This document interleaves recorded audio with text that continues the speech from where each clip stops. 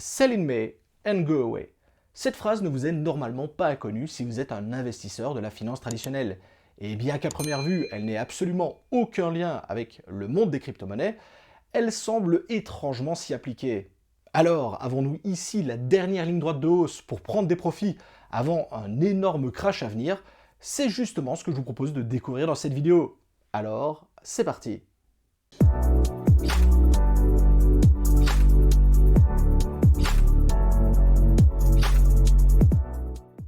Cette vidéo est réalisée en collaboration avec CryptoNews, plateforme d'information complète dédiée à l'univers des crypto-monnaies. Comme son nom l'indique, CryptoNews offre un large éventail d'actualités sur le marché des cryptos, mais ce n'est pas tout. La plateforme propose également de nombreuses informations sur les tendances du moment, comme les très attendus airdrops de l'écosystème Cosmos et Solana, mais également des articles en lien avec les nouvelles technologies et la finance traditionnelle. Vous retrouverez également des articles d'opinion rédigés par des figures influentes de l'industrie, telles que des PDG d'exchange et des développeurs de projets crypto, une section vidéo riche en contenu de qualité avec des chaînes YouTube populaires et des créateurs moins connus. Vous pourrez même filtrer les vidéos par projet pour un contenu plus ciblé. Également des guides pratiques sur la blockchain et leurs projets crypto pour vous aider à mieux comprendre et utiliser les technologies de demain. Apprenez par exemple à staker vos cryptos, à sécuriser votre portefeuille, à effectuer des transferts en toute sécurité et bien plus encore. Et pour finir, un tracker de prix ultra complet qui vous permet de suivre en temps réel l'évolution du Bitcoin, de l'Ethereum, du Litecoin et de nombreuses autres crypto-monnaies sur différentes plateformes. Comparez les prix et optimisez vos décisions d'achat et de vente. CryptoNews est donc une ressource incontournable pour tous les passionnés de crypto-monnaies, que vous soyez un novice ou un expert. N'hésitez pas à explorer la plateforme et à profiter de toutes ses fonctionnalités pour vous tenir informé. Vous retrouverez le lien vers celui-ci dans la description. Un grand merci à CryptoNews pour leur soutien et excellente vidéo à tous. C'est historique, mais sur le marché de la finance traditionnelle, le mois de mai, juin, juillet, août et début septembre ont très souvent tendance à être moroses. Il ne se passe pas grand-chose, la plupart du temps le marché a tendance à ranger, certaines actions vont même perdre de la valeur et voire même dans certains cas complètement se crasher, et la plupart des investisseurs sont donc dans l'attente de jours meilleurs. Certains traders ironisent même sur la situation en indiquant que c'est le meilleur moment pour prendre des vacances et se reposer. L'année est en effet décomposée en plusieurs périodes de temps différentes, et cette période-là particulière est relativement ennuyeuse, notamment au niveau des investissements. Si l'on prend par exemple ce graphique de l'évolution du S&P 500 par tranche d'évolution de 6 mois, statistiquement, cette période est l'une des pires pour le marché, offrant les plus faibles rendements et surtout les plus faibles retours sur investissement. Il faut dire que la période n'est vraiment pas des plus favorables. Il y a d'une part les vacances scolaires qui vont pousser de nombreux employés à être en vacances, il y a également beaucoup de jours fériés, bref, pas grand-chose pour booster notamment l'activité au niveau des investissements. Cependant ici, je vous parle du monde de la finance traditionnelle. Or nous, ce qui nous intéresse, c'est le monde des cryptoactifs. On va voir notamment si on peut faire des parallèles avec celui-ci. Pour notre exemple, nous allons nous concentrer sur Bitcoin, car c'est lui qui lead le marché. Sur ce graphique, qui représente l'évolution du prix du BTC sur le mois de mai de chaque année, on remarque directement la première très grande bougie verte. Pour le coup, il s'agit des premières années où le Bitcoin a obtenu une cotation en dollars et où celui-ci a réalisé ses premiers pas. Le marché était donc alors microscopique et difficile d'imaginer que ce genre de schéma puisse alors s'appliquer. Cependant par la suite, on remarque que les bougies vertes et les bougies rouges vont s'enchaîner plutôt bien. Il n'y aurait donc à première vue pas de pattern que l'on pourrait lui appliquer. Mais le pire dans notre cas, ce sont les deux dernières bougies rouges, pour l'année 2022 et 2021. En effet, le mois de mai 2021, ça correspond pile à la chute entre les deux tops de 2020 et 2022. Pour la dernière bougie, elle correspond quasiment à la fin de la chute du prix du BTC, avec à cette époque un BTC autour des 30 000 $. Par la suite, le Bitcoin a continué sa chute pour aller toucher les 15 000 $.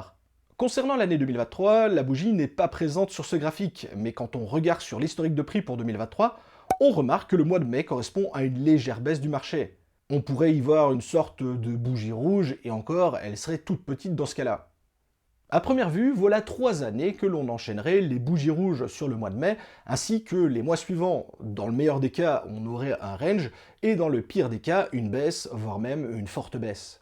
Et chose étonnante, c'est plutôt la période de octobre à novembre où le marché semble reprendre du poil de la bête et afficher ainsi les plus belles hausses.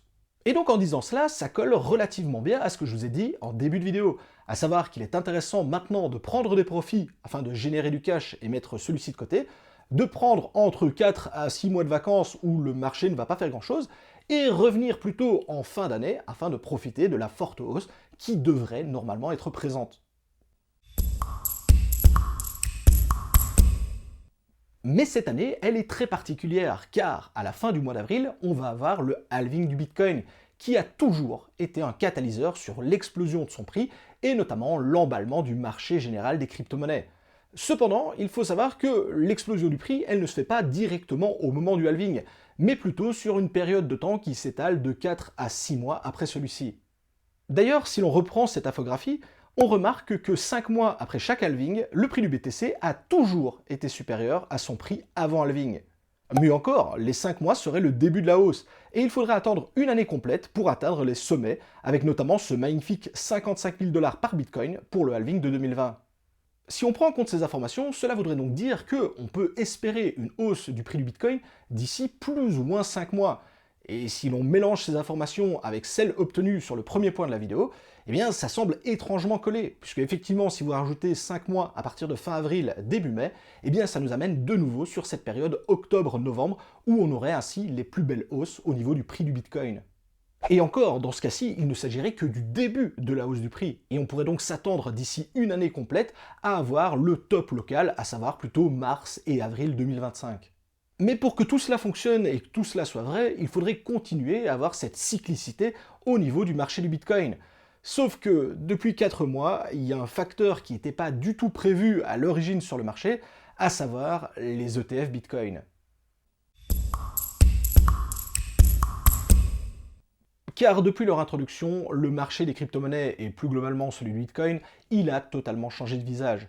Depuis l'introduction des grands fonds d'investissement avec leurs milliards de dollars brassés chaque jour, leurs milliers d'investisseurs répartis un peu partout sur la planète, et également leur gestion de fonds qui est bien plus complexe que celle d'un simple particulier qui cherche à gagner un petit peu d'argent sur le marché, ça a énormément changé la donne et ça a énormément changé les choses. Avec l'arrivée de ces grands fonds, les cartes ont totalement été redistribuées et le Bitcoin est devenu un actif au même titre que le blé, les métaux précieux ou encore le gaz. D'ailleurs, suite à leur arrivée sur le marché, le prix du Bitcoin a totalement explosé et a même dépassé son précédent ATH avant le halving, ce qui n'avait encore jamais été fait auparavant.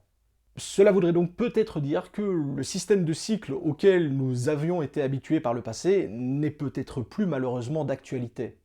En tout cas, c'est ce que certains semblent croire, avec notamment l'arrivée d'un cycle super court mais très intense. Terminer les longues montées et descentes sur plusieurs mois, certains experts estiment que le prix du Bitcoin pourrait grimper en quelques jours, atteindre un top local et s'effondrer aussitôt, avec un retour d'un bear market de plusieurs mois, voire même plusieurs années.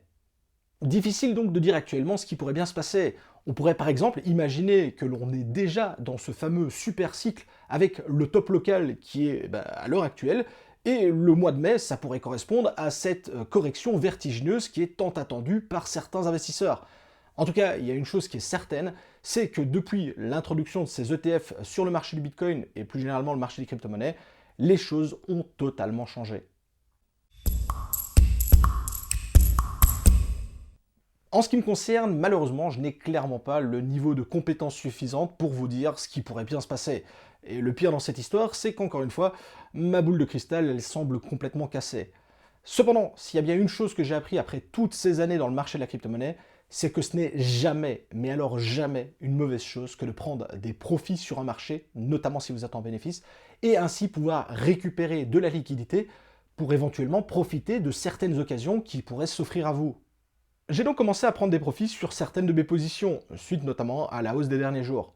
Alors attention, pas sur la totalité en fonction de la configuration du marché, et surtout des prises de profit à hauteur de 15 à 20% en fonction de ma stratégie.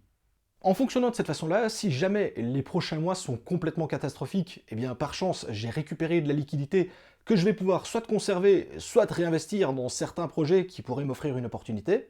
Et si jamais le marché continue de grimper, eh bien je suis toujours dedans parce que j'ai vendu qu'une petite partie de ma position et j'ai donc de nouveau la possibilité de réaliser des ventes par palier par la suite afin justement de toujours conserver un pied sur le marché et d'une part de continuer à prendre des profits et surtout des bénéfices là-dessus. Car malheureusement, quand comme moi vous n'avez pas de boule de cristal, eh bien la vente par palier, ça reste vraiment votre meilleur allié. Mais là pour le coup ça rime.